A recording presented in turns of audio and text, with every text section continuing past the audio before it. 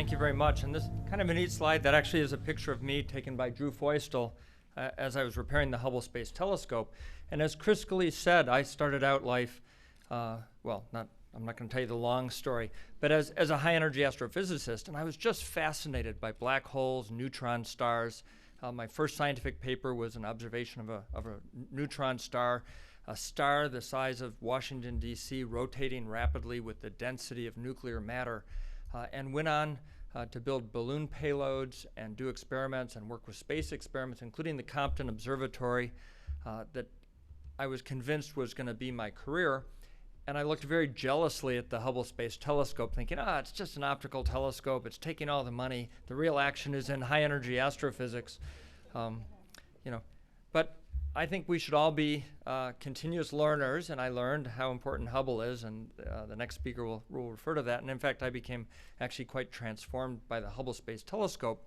But I also became transformed by the fact that when the Compton Observatory was on the end of the robotic arm, the high-gain antenna didn't deploy. And it was Jerry Ross and JF went out and did a spacewalk and deployed it, enabling my research and many of the folks that are in this room to be able to unravel the mysteries of the universe, the high-energy universe with Compton. And we're going to hear more about some of the follow-on great spacecraft and experiments and the science. But it really comes down to what NASA is all about. We innovate, we explore, we discover, and we inspire. And we innovate to build the kind of technologies that allow us to build spacecraft like NuSTAR, which you'll hear about. We use those innovations to explore the universe. And when we explore, we discover things. And that's where the human element is at its strongest. We're driven, I think we're genetically programmed to be energized by those discoveries. And when we're energized as scientists, we're able to inspire a country, a world, students, everyone. And I think that's the importance of the science that we do. We're also asking human questions, in essence. We're asking fundamental physics questions, science questions, but we're trying to find out, where did we come from?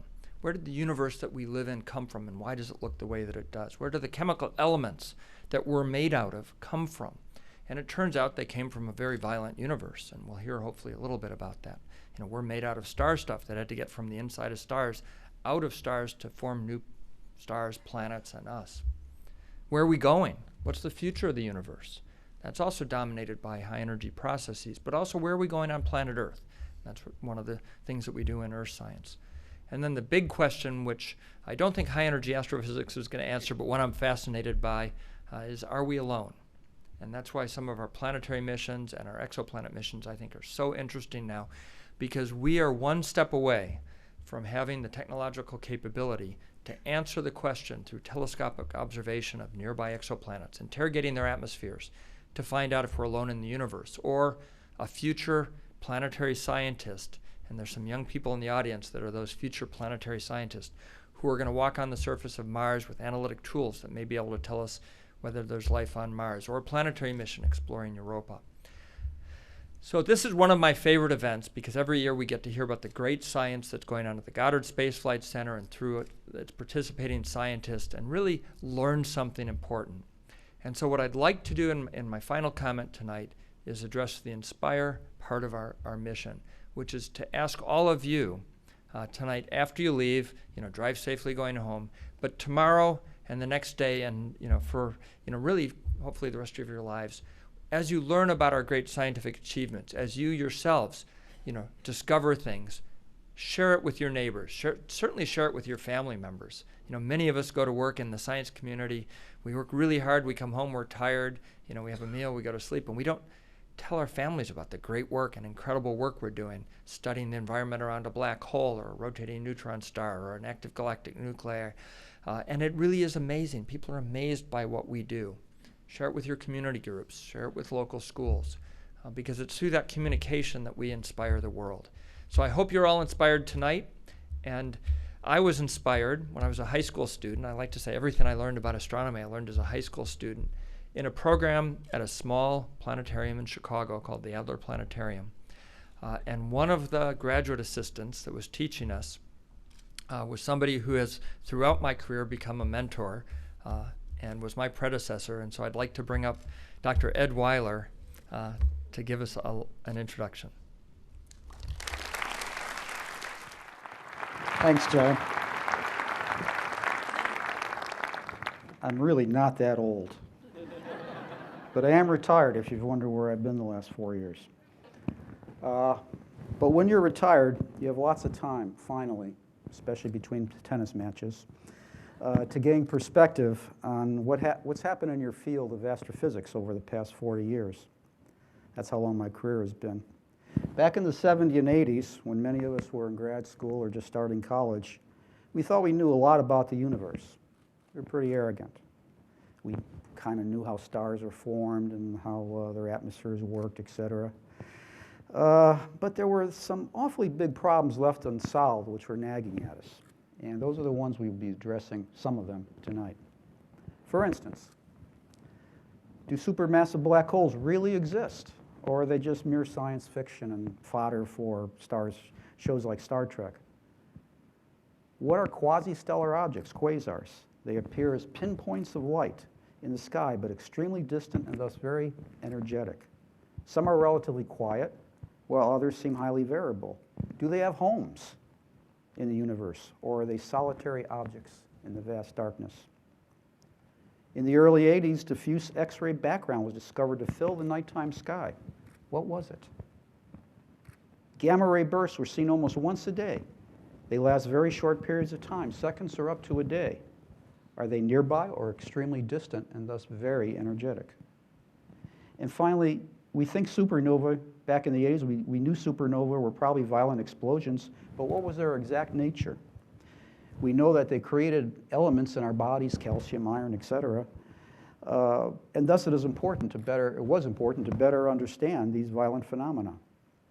It was recognized by many back then to tackle this broad array of mysteries, it would take large space observatories operated in multiple wavelength bands from gamma ray to infrared.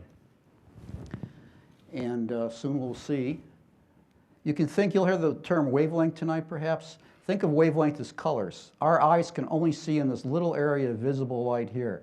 If you want to look in the ultraviolet, X-ray, gamma ray, much of the infrared, you have to go into space to see basically the rest of the universe.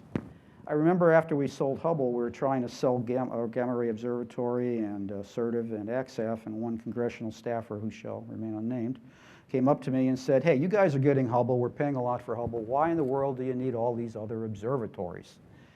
And I'll use the analogy I used that day with him, and I said, well, if you had a really bad disease and you went to the doctor to get diagnosed, would you go to a doctor who basically used their eyes and their hands to diagnose you? Or would you prefer a doctor that might use state-of-the-art technology like MRIs, CAT scanners, stethoscopes even, ultrasounds? And astronomers are in the same boat. If you really want to understand a lot of objects in the universe, you've got to look at all wavelength areas, because these wavelength areas really tell you about the temperature of the matter in the object. Gamma rays and X-rays, tens of millions, hundreds of millions of degrees, ultraviolet, hundreds of thousands of degrees, visible light, tens of thousands of degrees, infrared, hundreds of degrees. So if you want to understand an object, you really have to look at it in many, many different ways. An example of multispectral imaging is displayed in the next two images that will be coming up. On the left here is a Hubble image of Cassiopeia A. It's a result of a supernova that happened a long time ago. Supernova occurred here, and what you're seeing now is the leftovers of the supernova glowing at about 10,000, 20,000 degrees. And until we launched X-ray telescopes, that's as much as we saw.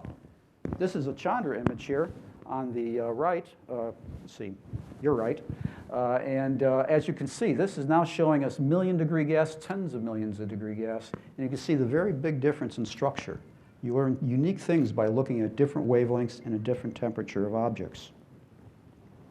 In the early 1980s, the Great Observatory program was created by Dr. Charlie Pellerin. He was a visionary at headquarters who realized it would be difficult to sell individual flagship missions that covered the whole spectrum from gamma ray to infrared. So he created a scientifically driven program that included the already funded Hubble and Compton missions and the AXAF and SERTIV missions that were under study. He was obviously successful, and the early discoveries from these observatories allowed us to launch follow-on missions that you'll hear about tonight, such as Fermi, SWIFT, and NuSTAR, to name a few. Now, for the rest of the evening, we'll be describing the progress we have made over the past 30 years in tackling some of the questions I've just discussed in our violent universe. I hope that we will convince you that the last 30 years, 3 decades, have truly been an age of discovery and an astrophysical renaissance. I will discuss briefly 3 major breakthroughs, including the existence of supermassive black holes, the nature of quasars and their power source, and the nature of diffuse X-ray background. Jeremy will follow me with a more detailed look into the nature of black holes. Fiona will discuss supernova explosions and their aftermath, and Neil will conclude by telling us how far we've come in understanding mysterious gamma-ray bursts. First, one of the most intriguing mysteries of astrophysics, especially back in the 70s and 80s, do supermassive black holes exist? And actually, that question came to an abrupt end in 1994 when some of the first images from the repaired Hubble telescope came back. This is the galaxy M87 here. You see the radio jet. And for the first time, we were able to image the gas, hot gas, going around the central object. And we were able to measure the velocities with the faint object spectrograph. And literally using high school math, you could determine, knowing the distance of M87, knowing the velocity of the gas, knowing the scale of this picture, you were able to very quickly discover that within a volume of less than a solar system, there were 3 billion times the mass of the sun. Einstein was right, because nothing that dense can be anything but a black hole. This one observation basically put to an end the discussion of whether black holes existed or not. Okay. Over the following years, more discoveries were made by various space observatories that demonstrated that not only did supermassive black holes exist, but they may be at the core of every galaxy, even our own Milky Way. Here we have a black hole going through space, then an unsuspecting star. This, by the way, this is an artist rendition. An unsuspecting star gets a little too close, gets caught up in the web of gravity, starts getting torn apart, creates an accretion disk of hot gas and dust rotating rapidly around the black hole. Black holes, contrary to popular belief, they're not the ultimate Roach Motel. They don't eat everything. They're very messy eaters. They eat and they're very, very messy. You've got tremendous magnetic fields created by the rapidly rotating charged particles here, which create magnetic fields, and some of the matter that doesn't get trapped in gets shot out in jets. The closer you get to a black hole, the temperatures get hotter and hotter. If you really want to study the inner parts of the accretion disk, you have to look in the gamma rays, X-rays, because you're talking about gas that's 10 millions or more degrees. And the outer portions of the ring of the accretion disk are a little cooler. But what we discovered here was the actual power source of quasars. This is what powers quasars, actively eating black holes. The quiescent quasars are quiet eaters, not eating too much at a time, and the active quasars that are highly variable are probably consuming at a high rate. Now the stage is set for the next mystery. Are quasars the homeless citizens of our universe, or are they an integral part of some larger structures? My friend and colleague from Princeton, when I was at Princeton, was John Bacall, and he was looking forward to using Hubble because his theory was that quasars were really in galaxies, that quasars weren't homeless, so to speak, that they lived in galaxies. And indeed, with Hubble imaging capability, this is a Hubble image. This is a radio jet coming out of this galaxy, and zooming in on the center of the galaxy with Hubble, we see the accretion disk, and we see what looks like a black hole. So John was right, and subsequent observations have shown that all quasars seem to have a home in some galaxy at their center, and that the power source is probably a supermassive black hole. The last mystery that I'll be addressing is that of the cosmic soft X-ray background. Back in the 80s, I said low resolution. The first X-ray satellites saw this fuzz in the universe, low energy X-rays. My analogy here is if I gave all of you a candle and you held it up, right now I wouldn't see individual lights, I'd just see a fuzz because my glasses are off. Right. If I put my glasses on, 20/20 vision, suddenly I'd see it's not a fuzz, it's all individual candles. And that's exactly what happened here. The early satellites didn't have the resolution. This is a Chandra image that showed this fuzz was actually created by thousands, if not hundreds of thousands of point sources. In fact, this little area, these 5 objects here in the Chandra image, match up beautifully with galaxies in the Hubble Deep Field. As it turns out, about 80% of this background, these individual sources, turn out to be quasars. Another mystery solved. Now I'd like to wrap up by getting a bit philosophical, if I could. I've talked about several long-standing mysteries that have been solved over the past 30 years, but the universe is a very, very big place. This is the deepest image of the sky ever obtained, the Hubble Ultra Deep Field. There are over 10,000 galaxies in this one image. Some of the galaxies are so far away they're only babies, as they appeared 13 billion years ago, 700 million years after the universe was born. Yet the image is only 1/40,000,000th of the sky. In other words, it would take 40 million Hubble Ultra Deep Fields to cover the entire sky. If you wanted a human analogy, go out on a clear night, get a standard sewing needle, hold it up at arm's length, and look at a hole in the sewing needle. That's the size of the sky you're seeing portrayed here. So despite all the mysteries we have solved, let's not get too arrogant. As I said, the universe is a very, very big place, and there's a wee bit of work to be done. If this makes you feel small, it should. We humans, after all, have only been around for about 100,000 years on a planet that's been here for 4 billion years or so.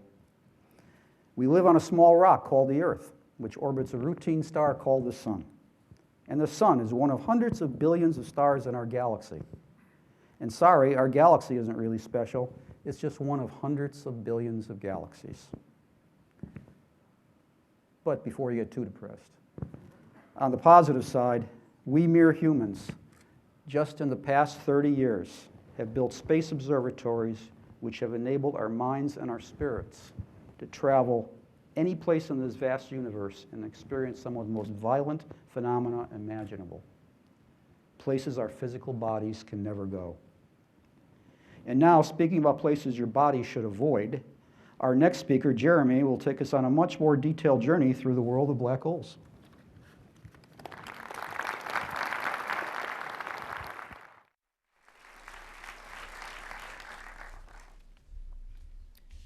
Thank you, Ed, for that wonderful introduction. I'd like to just start with a personal request to all the students in the room that were mentioned earlier. If you see anything or hear anything that piques your curiosity in my talk tonight, please, please don't hesitate. Look up my email. I'm the only Jeremy Schnittman in the world. Send me an email and ask me your question. I'd be happy to talk to you more, or even better, next time you're at Goddard, just stop by my office.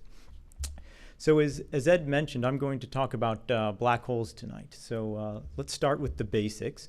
What exactly is a black hole? So just like Sauron in his Dark Tower, black holes are known for being terrifying, invisible sources of death and destruction, much feared but little understood, far off in the land of shadows, veiled in an impenetrable cloak of mystery. Well, I'm afraid I've got some disappointing news for you. Black holes are actually boring. There is literally nothing to them. Now, the cosmic web of galaxies is intricate and beautiful. Stars are sources of twinkling wonder. Planets are graceful and majestic. But black holes are black. Let's zoom in for a closer look, please. Still boring. It's really only when we zoom out and see the black hole in the context of its surrounding environment do we begin to appreciate how they might not be so boring after all. Truly, it's the stuff around black holes that makes them so interesting. And when this stuff is gas, it usually forms something called an accretion disk, like Ed mentioned. What we're watching here is an artist's impression of what an accretion disk would look like close up. Now that is beautiful. And while I admit I am certainly biased on the subject, I can't help but think that the astrophysicist's impression of an accretion disk is even more beautiful. Black holes are such powerful gravitational monsters that they warp and twist the very fabric of space-time itself around them. They can actually bend light leading to images like this of an accretion disk simultaneously viewed from above and below. We can even see an inner ring caused by light that goes all the way around the black hole before escaping and eventually making it to us. I could watch this movie for hours. It's more peaceful than terrifying. And the truth is, just like a vortex in a pool of water, black holes really aren't that dangerous unless you get extremely close to them. And in practice, it's really very difficult to get close to a black hole. Why? Because for the same reason that planets just go round and round the sun without ever getting sucked in, because of angular momentum. So gas orbiting around a black hole can never actually reach the event horizon unless it first sheds its angular momentum. And it turns out this is quite difficult to do if it doesn't have anything to push off of. If you were a blob of gas orbiting around a black hole at half the speed of light, I mean, what would you push off of? I suggest we could actually learn from roller derby. There's a maneuver called the whip. And the skater on the inside track starts off by going faster, and then she whips her partner around, transferring angular momentum outwards. Afterwards, the inner skater is going slower, and if she were orbiting a black hole, is one step closer to getting sucked in. Around real black holes, magnetic fields take the role of the whippers, pulling some gas in and throwing the rest out into space. Again, like Ed mentioned, they're messy eaters. In the accretion disk, the gas is threaded with this complex turbulent network of magnetic fields, constantly getting twisted and wrapped around like rubber bands. And just like rubber bands, these magnetic fields can stretch until the point where they snap, releasing massive amounts of energy, heating the gas to millions or even billions of degrees, just like in the corona of our sun. Now, this superheated gas shines very brightly in X-rays, which is exactly why we like to use telescopes like Chandra and NuSTAR to study black holes. Now, accretion disks aren't the only way that you can study this curved space around black holes. One of the remarkable predictions of Einstein's theory of relativity is that space-time is not only curved, but it's also twisted. In this computer simulation of particles plunging into a black hole, we can see this effect of the twisting of space-time most prominently right outside of the event horizon, where particles are being swept around in a counterclockwise swirl at nearly the speed of light. We're watching nature's own particle collider in action here, a furious maelstrom generating higher energy photons called gamma rays. Now, altogether, the pulling, the twisting, the slinging, the whipping of gas by the black hole leads to tremendous high energy particles and relativistic jets, both of which can be seen with telescopes that look in the X-rays and gamma rays. Now, to conclude, I would like to observe that this year does mark the 100th anniversary of Einstein's theory of general relativity. And we're just beginning to scratch the surface of what this remarkable theory predicts. We look forward to the next 100 years of finding and conquering the beasts of the cosmos. And now, to tell us exactly how you find these beasts and tame them with the NuSTAR telescope is Dr. Fiona Harrison. Thank you.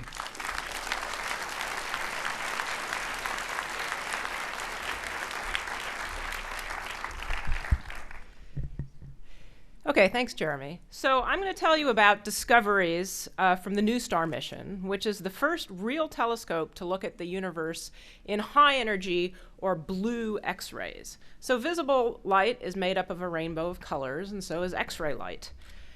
This is a Hubble Space Telescope image of the nearby galaxy Messier 82, seen in black and white. We get much more information when we look at astronomical objects in different colors, when we get information about how hot, dusty, and energetic different regions are. Making an analogy with a visible portion of the electromagnetic spectrum. Before NuSTAR, we could only make crisp pictures of the universe in red, orange, and yellow X-ray light. This is what M82 would look like if you could only see it in red, orange, and yellow, invisible. Mostly what you're seeing here is dusty, warm regions. When you add the blue to M82, the blue highlights hot regions where stars are actively forming. So NuSTAR has added blue, indigo, and violet to the X-ray palette. This is bringing a richness to our view of the energetic universe that we've never had. It's like being an artist that has a full set of paints to work with. So, how did we add these colors to the X-ray band? Well, it was by making a new kind of telescope to image blue X-rays, going from a pinhole camera technology to a real focusing telescope. Now we can paint the high-energy X-ray sky in its full glory. Using the same energy or color X-rays that your doctor and dentists use to X-ray your body, NuSTAR observes some of the hottest, densest, and most energetic regions in the universe. Because high-energy X-rays probe through your skin, they also probe through dust and gas in the universe, illuminating objects that would otherwise be hidden from our view. By employing new technologies developed over many years, on a small mission, NuSTAR is making images that are hundreds of times deeper and crisper than previous high-energy missions that were 10 times the cost and size. So NuSTAR is a small explorer. This is the smallest scale standalone astrophysics mission that NASA supports, and so it has to launch on a small rocket. NuSTAR was attached to the belly of an L-1011 aircraft and launched into space on a small rocket called a Pegasus. There's not much room for the payload, which has to be a small fraction of the length of the airplane. So the problem here is that X-ray telescopes are inherently big, usually the length of a school bus.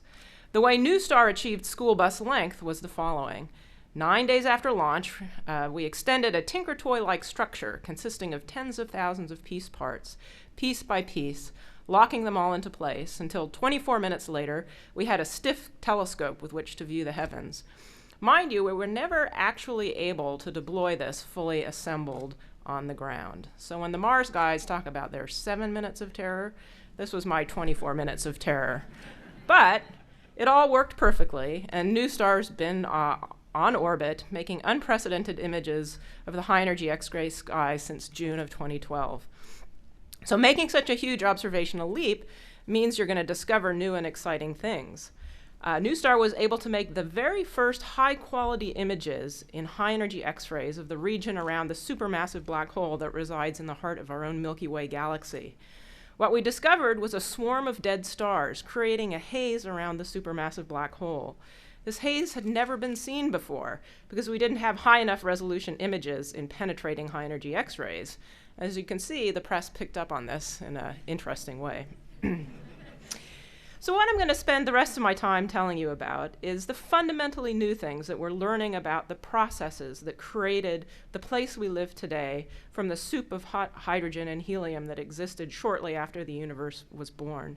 Today, 13.8 billion years after the Big Bang, we have a rich mix of chemical elements ranging from the nitrogen in the atmosphere, the calcium in your bones, and the gold in your wedding ring.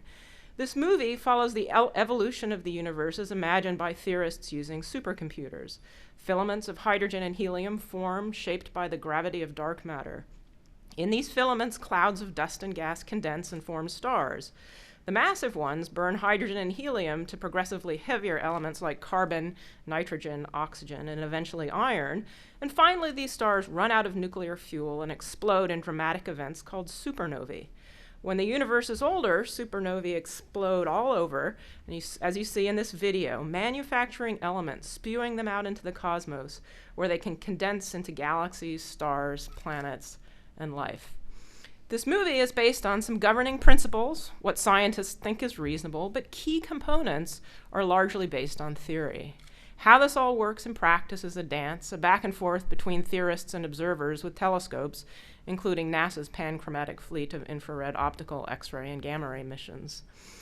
So how stars actually explode is a profound mystery. It turns out to be really hard to make a star that's imploding under the force of gravity to explode and expand out into the universe. Stellar explosions have a lot of similarities to atomic bombs, and similar to bombs, huge computational power and theoretical resources have gone into understanding them. But in a huge failure of theory, most computers can't actually make a star explode. What you see here is an example. This is a numerical simulation on a computer of a stellar explosion. We can see here that the explosion halts until an ad hoc mechanism, here the sloshing around of the central part of the star, is put in by theorists to make the star fly apart. This can make the star explode, but is it imagination or is it really what happens in nature? To decide this, we need observations. So previous low-energy X-ray telescopes, like NASA's Chandra mission, have taken pictures of the remnants of supernova explosions hundreds to thousands of years after the event. And like crime scene investigators who look at the shrapnel and other debris to figure out how an explosion happened, astronomical telescopes piece together the workings of the bomb from what's left over, what's still visible long after the event. And as you see here, previous X-ray missions have been able to look at the hot, glowing debris of these explosions, but because of the limited range of colors, they could not see what the heart of the explosion actually looks like. NuSTAR has provided a completely new tool, the ability to look at the radioactive material created in these cosmic bombs. The radioactive embers glow as one chemical element changes into another. Here, titanium is changing into calcium. On cosmic scales, it only glows for a short time, a few hundred years, but the resulting radiation is only visible in the high-energy X-rays, and so NuSTAR can use these to diagnose the nature of the explosion. Here are images of the debris from the historical supernova remnant Cassiopeia A that Ed showed you before in different X-ray colors showing different elements. The red and the green images were made from the low-energy Chandra X-ray telescope, which sees the universe in red and yellow and green colors. NuSTAR has added the blue, the first image in radioactivity. This enables us to see the very heart of the explosion for the first time, and you can see it looks quite different than what you see in red and green. This new evidence is telling us that the shape of the explosion was bubbly, like what you would expect if that sloshing mechanism theorists predicted really happens in life. The crime scene investigators have determined that the sloshing around of the core of this star was key to making it explode. So filling in the pieces of this cosmic puzzle of how we get from an amorphous soup to where we are today. So here's Cassiopeia A in its panchromatic X-ray glory. What made this star explode is understood for the first time thanks to the broad palette of X-ray colors from NASA's suite of high-energy X-ray missions. And next, Neil Garrels is going to tell you about extreme and unusual kinds of cosmic explosions.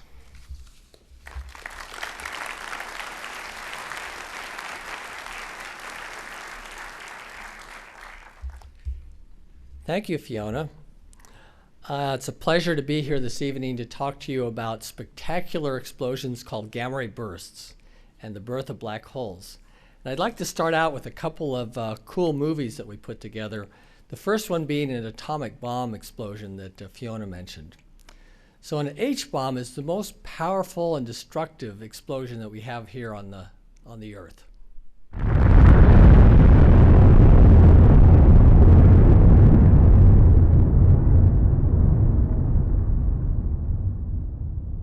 These explosions pale in comparison to that of an exploding star.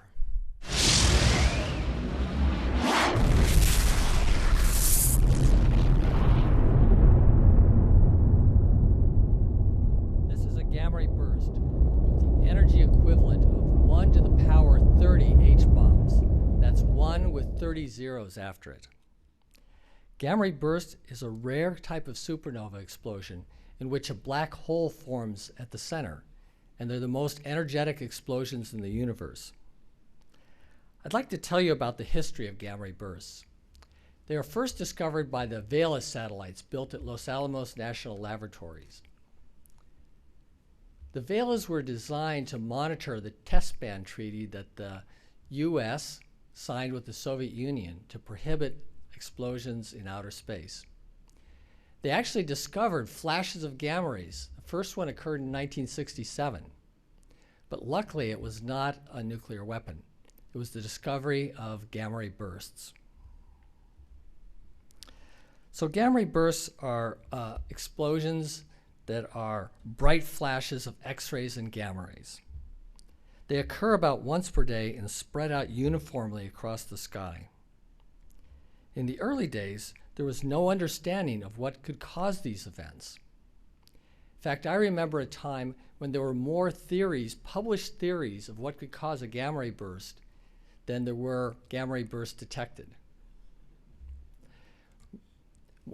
This is one of my favorite ones on the next slide, which was aliens in outer space. This was a newspaper article, Alien Wars. In 1998, an Italian and Dutch satellite made an important discovery that gamma ray bursts were not occurring near the solar system or even in our own galaxy, but were occurring in distant, faraway galaxies. So they're extremely bright events, the brightest events we know of in the sky, in the gamma ray band, but they're occurring far away. So that means that they're incredibly powerful explosions. This is an HST image. You can see the gamma ray burst is the white light and the fuzz is the galaxy in the distance. And so this was really proof that the gamma ray bursts were occurring in distant galaxies. In that same year, 1998, I put together a team of scientists to propose a mission called SWIFT. And we proposed this mission to the NASA Explorer program, which has opportunities every couple of years. There were 40 proposals submitted. Each one is a pretty thick document. I still have the SWIFT proposal in my office. And we were lucky enough to be selected. So with a team of NASA, university, and industry partners, we built this mission in a very fast time, about 4 years from the time we started working on it until we launched it. It was launched in 2004, and it's been working splendidly since that time, even as we speak tonight. SWIFT is a state-of-the-art observatory pushing the frontiers of astrophysics in many different ways. You see on the slide here an ultraviolet image we took with our ultraviolet telescope on board of the nearby galaxy called the LMC. It's a beautiful picture. But I'd like to get back to gamma ray bursts. As of today, we've detected 991 bursts, and we'll celebrate detecting 1,000 bursts in the next couple of weeks. We've simulated what that looks like on this animation of the sky. Each burst is a flash of light, and it's shown on the background of the beautiful image of the gamma ray sky from the Fermi satellite. Every time that SWIFT or Fermi detects a gamma ray burst, we're paged on our cell phones. And scientists get the page and they go running to their computers to see what the universe has sent us and what we can learn about the universe. And I was at a recent gamma ray burst conference when bursts went off, and you could see people in the audience slowly filtering out. And then at some point the speaker left, so yeah. You know, this was an event that everybody wanted to look at. One of the things we're learning from SWIFT and Fermi is what's causing gamma ray bursts. When a star explodes, its core collapses to a black hole, and the gas in the region around it in this galaxy flows onto the black hole and disappears forever, as we heard from Jeremy Schnittman. But a small fraction of it gets energized and escapes in jets. We saw beautiful images from HST that Ed showed us. And these jets are what cause gamma ray bursts. It's when the jet is aimed at us that we see a burst. Another important discovery comes from using gamma ray bursts as distant beacons. They're so bright, we can see stars, they're the evidence of stars occurring in the very early universe. It's really the only way we can detect early stars exploding. And we can use gamma ray bursts as tracers to see how many supernovae were occurring in this early part of the universe and how many stars were being formed. These explosions spew material out into space around them. And from them, new stars and new elements are made, and they're spewed out into space. Generation by generation, the abundance of elements evolves until we end up with the mix that we have in our own solar system and that our bodies are made of. We're also learning about the effects of gamma ray bursts on life in the universe. They're so intense that they affect and destroy the atmosphere on planets that are nearby. Luckily for us, this is an extremely rare process, and so the chance of that happening is infinitesimal. It's much less probable than an asteroid causing an extinction on the Earth in the current era. But if we go back several billion years ago, sort of in the middle age of the universe, the material is much closer together, and gamma ray bursts were a major force in preventing life from forming through much of the history of the universe. So on that cheery note, I'm going to end my talk about gamma ray bursts, and we'll turn over to Joan Centrella, who will give us closing remarks. Thank you.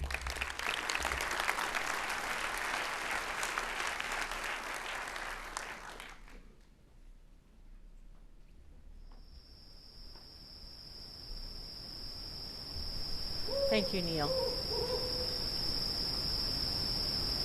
It is a dark, quiet night. You look up and see overhead the Milky Way spreading across the night sky. Surveying the beauty and grandeur of just this one portion of our own galaxy, you are moved to ask some very important and very deep questions. What is this marvelous universe? How big is it? What makes it tick? How did all this come to be?